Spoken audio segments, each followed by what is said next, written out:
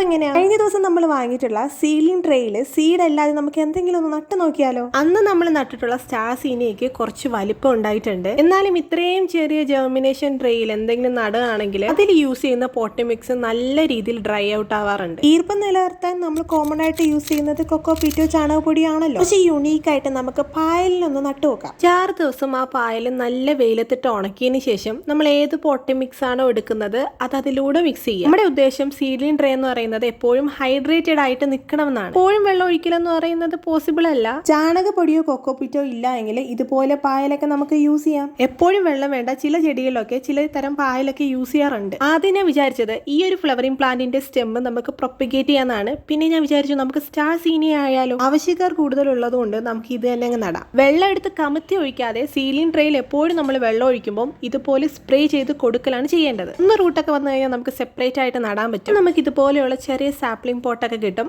അതിലോട്ട് മാറ്റി നടാം. നടാനായിട്ട് ഈ ഒരു സൈസിലുള്ള ചെടിയാണ് ഏറ്റവും നല്ലത്.